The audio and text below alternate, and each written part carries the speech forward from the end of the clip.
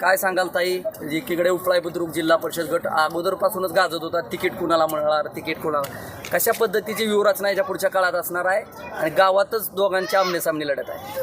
आम्हाला जनतेतून उमेदवारी भेटली आहे, त्यामुळे जनताच तुम्हाला 7 तारखेला दाखवून देईल. कशा पद्धतीचं, एकीकडे मोरे आपल्याच गावातील आहेत, तुम्ही पाटील आहात, कशा पद्धतीचं ही राजकीय डाव झालेले आहेत? एकीकडे तुम्हाला तुतारी आहे, तिकडं कमळ आहे, काय एकंदरीत तुम्हाला राजकीय वारसा पहिला वगैरे आहे का, किंवा कसं पाहताय? हो आहे, माझ्या आजच सासऱ्यापासून ते पहिले 22चे सरपंच होते.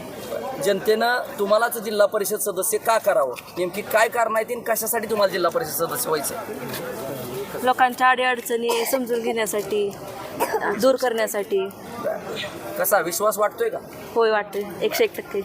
निलेश जी अगोदरपासून गाजलेली, विधानसभेला गाजवलेली तुतारी घरापर्यंत पोहोचवण्यात यशस्वी झालात, कशा पद्धतीचं आव्हान असणार आहे, कसं पाहताय? नमस्कार.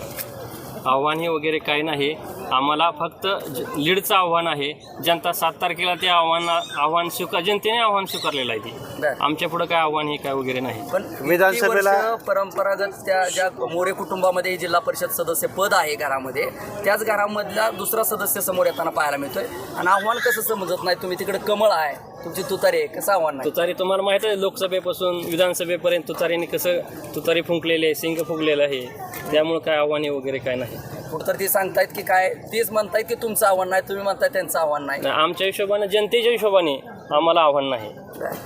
जनतेतून उमेदवारी आलेली आहे, त्यामुळे आम्हाला आव्हान वगैरे काय नाही. तुम्हालाच गटातल्या जिल्हा परिषद सदस्य का करावं, का जनतेनं तुम्हालाच मतदान करावं? की 30 वर्ष झालं ही जनतेने लक्षात घेतलेलं आहे. 30 वर्ष झालं ह्या गटाचा विकास नाही, रस्ते, पाणी, लाईट, कुठली सुखसोयी नाही. जिल्हा परिषद शाळा दुरुस्ती, कुठल्याही जिल्हा परिषद शाळेतसुद्धा लहान मुलांना स्वच्छतागृह नाही, त्यामुळं वर्ग खोल्या दुरुस्त नाही. त्यामुळं जनतेने हे आमच्या पुढं मांडलेलं आहे. ती जनतेने आम्हाला ती आव्हान दिलेलं आहे, तुम्हाला विजय करतो, ही आव्हान तुम्ही स्वीकारा. ते आव्हान आम्ही स्वीकारलेलं आहे, त्यामुळं जनताच ठरवणार आहे. कुठेतर मुन्ना मोरे जे आहेत ते स्वतः गत निवडणुकीला देखील आपल्याला पाहायला मिळाले होते. घरातच सदस्यपद त्यांचे आलं शंभू मोरे यांच्या घरी. पण आता शंभू मोरे कालच्या देखील शक्ती प्रदर्शनात दिसून आले नाहीत, कुठंतरी दिसताना दिसत नाहीत. कुठंतर हा वाद तुम्हाला वाटतोय का कुठं मिटेल, किंवा तुम्हाला काय अपेक्षा आहे? एक राजकीय जरी लढत असली तर काय भावना काय आहेत? नाही, तसं काय सांगू शकत नाही, पण माझ्या मागं अदृश्य शक्ती जास्त आहे. त्याच्यामुळे तुम्हाला 5 तारखेला मतदाना दिवशी कळलं आणि 7 तारखेला निकालानंतर कळलंच. विधानसभेच्या आतापर्यंत 22 झालं किंवा सापडणे गाव असं एक हाती मतदान पडणारे गाव म्हणून चर्चेत असतात. या बाबतीत काय म्हणजे काय राहील पोझिशन? त्या ठिकाणी पोझिशन आम्ही 70% मतदान 22तून घेऊ. यापूर्वी 22तून एक हाती जे आहे ते मताधिक्य तिथल्या उमेदवारांना मिळायचं नाही. अपेक्षा काहीतरी होती, त्यामुळं एक हाती मतदान करत होतो. त्याच्यामुळेच अपेक्षा भंग झाल्यामुळं जनतेचा, त्यामुळं जनतेनंच आम्हाला पुढं सारून हे तुम्हीच करायला लागते असं जनतेने सांगितलेलं आहे. त्यामुळं आम्ही राजकारणात पदार्पण केलेलं आहे. कुठं तर बावी म्हटलं की बालूकाका मोरे यांचं नाव समोर येताना पाहायला मिळतं. मुन्ना मोरे असतील, शंभू मोरे, या घराण्याला कुठं तर राजकीय वलय समजलं जात होतं. मात्र त्याच घराच्या विरोधात थेट तुम्ही निवडणूक लढवताय. काही आत्मविश्वास कुठून आलाय?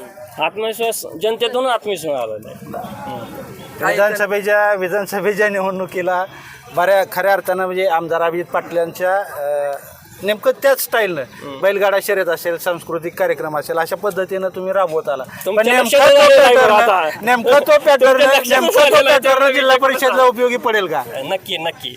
असं असलं तरी सुद्धा उमेदवारीच्या बाबतीत आपण डायरेक्ट बारामती गाठली होती असं सुद्धा ऐकायला मिळते. उमेदवारी आमदार अभिजित पाटील थ्रू झाली की मोहिते पाटील थ्रू की पवार साहेब? उमेदवारी वेळेस गेले नव्हते. माझे मोठे चुलते साईनाना पाटील हेच अकलूजला गेलते, त्यांनीच उमेदवारी आली. रात्री मला 11 वाजता फोन केला, तुझी उमेदवारी फायनल झाली आहे. आणि मोहिते पाटील आणि अभिजित आबा पाटील या दोघांचा बी मोठा आशीर्वाद आहे, शिवबाबांचा बी आशीर्वाद आहे. मोहिते पाटलानं ही सगळी उमेदवारी फायनल केली. म्हणजे जो चर्चा होत होती आज, त्या चर्चेला आता तुम्ही पूर्णविराम देता.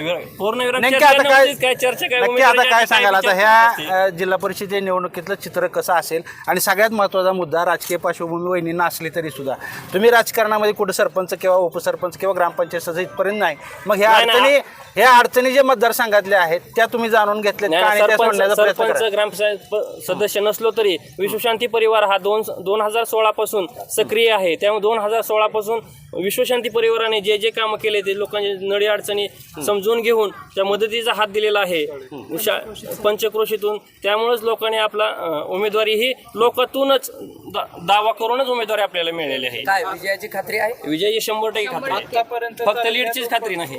आतापर्यंत तालुक्यात फक्त उपळाई गावातून आणि गटातूनच मोठं शक्ती प्रदर्शन पाहायला मिळाले. बरेच सत्ताधारी असो किंवा विरोधक असेल, मग काय असेल विजन काय आहे पुढलं परत? विजन सांगितलं तुम्हाला. विजन पहिल्यांदा रस्ते करणे, लाईट महत्त्वाचं, शेतीचं पाणी, पिण्याचं पाणी आणि शाळा, जिल्हा परिषद शाळा. महत्वाचा मुद्दा नेहमी महिलांचं उमेदवारी पडले की पुरुष त्या पाठीमागणं काम वहिनींना तशी मोकळी तुम्ही सोडणार आहात. मोकळे सोड जसं सरपंच पती म्हणून नाव रूपाला येतात तसं जिल्हा परिषद पती आम्हाला दिसून येईल. नाही नक्की नाही दिसणार तसं. ठीक आहे. ओके.